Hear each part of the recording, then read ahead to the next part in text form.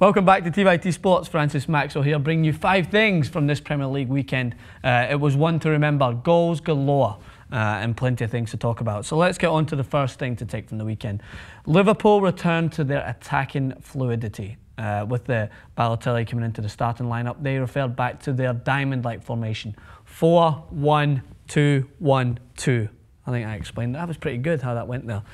So they changed back from their 4-3-3 into their 4-4-2 diamond formation, and it just showed how much the football just flew for them. It was just so fluent. It was lovely to watch. It was structured well, and it was consistent. They were consistently attacking well against Tottenham. They've now scored 12 goals against Tottenham in their last 3 games, which is kind of embarrassing for Tottenham, but it just shows how much of a threat they can be going forward. So in that formation, Balotelli, of course, started, and he was so uncharacteristic in the first half for him. His finishing was very poor, but his work rate and effort was there 100%, which is something that Balotelli usually lacks. And he was hit a few times, but he got up and he got on with it, which is promising signs for Liverpool. So he was up top, partnering Sturridge, which allowed for just 2 physically demanding players who are going to be a nightmare for defenders.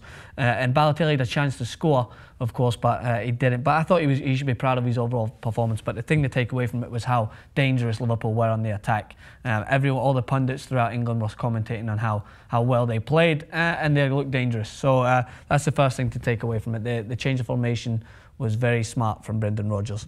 The next thing to take was Diego Costa. People are talking about his price tag, whether he is worth it, the amount of money that Chelsea paid for him, and it's just clear that he is. In his first 3 shots on target in the Premier League, he got 3 goals. And he was taking them so easily. He knew where the net was, he was getting in behind those diagonal runs. I don't know if you know, if you haven't played the game, if you're a centre-back, the hardest thing to mark is when one striker checks in, or one player checks in, doesn't have to be a striker, and another makes that diagonal run right in between you. And Distan and Jagielka were caught off guard several times by Diego Costa's determination and speed, and his quick finishing. All he takes is one touch, bang, in the back of the net. So that's the second point to take away, is the fact that Diego Costa will be an unbelievable striker for Chelsea this year. The third thing, Man City are human. They can concede goals and they can be beaten by a Premier League team that are not as prestigious as any of the other in the league. Stoke are one who have been coming under a lot of criticism for their style of football, but they showed they can mix it with the best. They beat Manchester City 1-0. As former Manchester United striker, Mame Baram Diouf has an amazing solo run goal.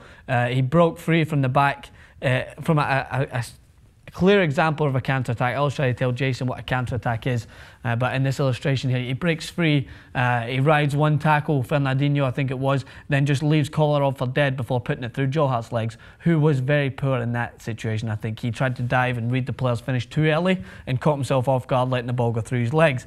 So Manchester City can be beaten, I'm afraid, and that's a big factor which goes into this next, going into the campaign. The champions can be beaten. The next point has to go back to Manchester United. It seems that they cannot find a goal anywhere in their 0-0 draw against Burnley, but every striker that they have let go seems to be firing. Wilfried Zaha banged in the vital last-minute goal to level up Crystal Palace. The former Manchester United man scored, and it just seems that they can't grab a goal from anywhere, but the players that they are letting go so easily seem to be scoring in the Premier League, and Diouf is one of them who scored. He's not exactly a pristine striker. I don't think you can blame Manchester United for not holding on to him, but at the same time they can't seem to find a goal anywhere. And then the last point, this whole Premier League weekend was just an advocate for how amazing this competition is. 6-3 Everton Chelsea, 3-3 in Crystal Palace's game. The champions losing in their game at Liverpool, a 3-0 comfortable win. Arsenal tying 1-1 with the new boys Leicester City.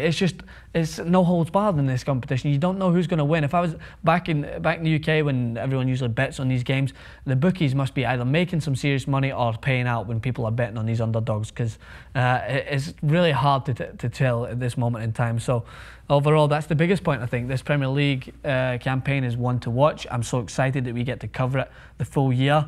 My prediction looks god-awful. That's probably an extra one to take out there at the moment. But make sure to stay tuned for more, as I can't wait to bring you some more analysis. Thank you.